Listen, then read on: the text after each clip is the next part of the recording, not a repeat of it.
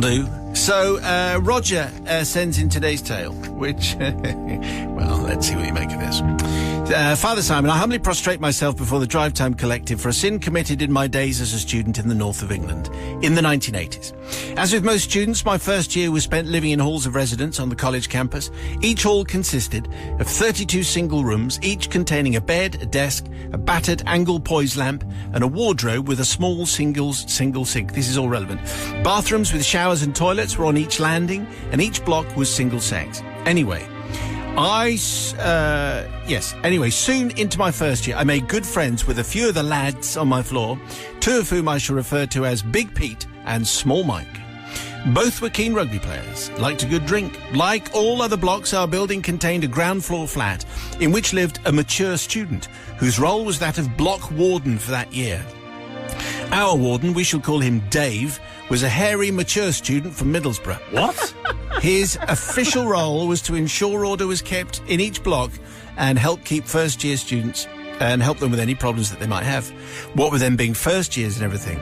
Now, Dave let it slip one night that he was in possession of a master key, which opened every door in the block. I immediately spotted the potential for juvenile mischief that this presented.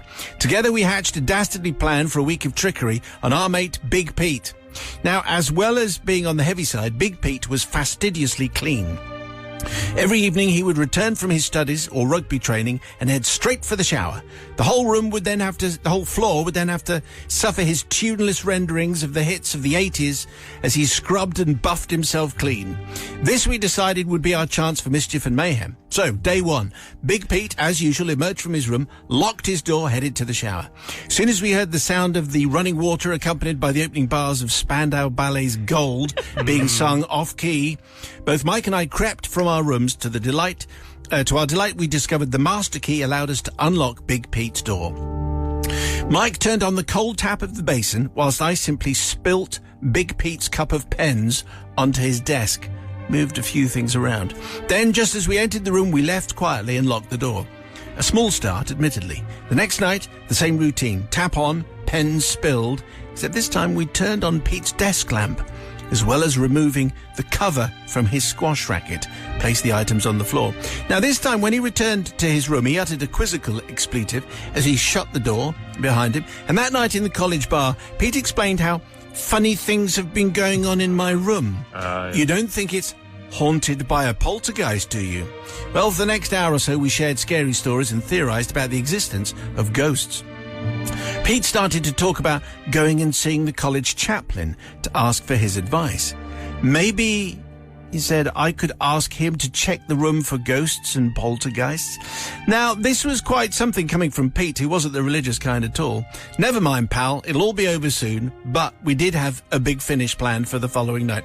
Notice a complete lack of compassion for their friend who's thinking of going to see the priest. Yeah. If and when Big Pete left his room for his shower, we would both sneak into his room. Mike would secrete himself under Pete's bed. Oh, no. Whilst I would replace his ordinary lamp bulb with a red bulb, turn on his tap and scatter a few things on the floor before exiting and locking his room, leaving Mike inside. So the following night, Mike and I found ourselves waiting for the sound of Big Pete leaving for his nightly shower. As soon as the opening warbled bars of You Can't Hurry Love could be heard coming from the bathroom, we sprang into action. Mike slid under Pete's metal bed whilst I moved and scattered his possessions around the room and changed his light bulb. Locking the door behind me, I returned to my room. Sure enough, a few minutes later, I saw Big Pete emerge from the bathroom, holding his shampoos and other toiletries in one hand, whilst holding his undersized towel around his waist with his other hand. Lovely. As he passed my room, I quietly walked to my door and glanced around the corner to watch him as he unlocked his door and entered his room. On cue, Mike grasped the metal frame of the bed he was hiding under and shook it violently from side to side as he let out a banshee-like scream. At this, Big Pete let out a louder and even more terrifying scream, jumped backwards, dropped his toiletries and ran from the room towards the stairs, still clinging onto his towel. Oh. Good. Shouting in a high-pitched voice somewhere above poltergeists and exorcisms, and he definitely needed to find the chaplain. And thus it was that Big Pete fled screaming down the stairs to look for the chaplain, and several other students on their way up the stairs looked up. And what a sight met their eyes as Big Pete leapt past them, towel flapping dangerously in his own slipstream. Yeah. Once we'd finished laughing, both Mike and I started to realise that maybe things had gone rather too well. And so we set about trying to track down Big Pete to explain everything. He has almost forgiven me, by the way, and he'd almost forgiven me by the time we graduated some years later. I had some explaining to do to Dave the warden, by the way, who found himself in hot water for lending the key in the first place. You reckon? Well, yeah. And so I found myself begging forgiveness from the Holy Collective, not for what I inflicted on Big Pete, who shouldn't have been so gullible, but for the innocent first years who were climbing the stairway. I also seek forgiveness for the impact on the poor college chaplain, whose quiet enjoyment of Coronation Street was so rudely interrupted by a semi-naked man in a bit of a lather, probably for the first time, but you never can be too sure. That's today's confession. It comes from Roger.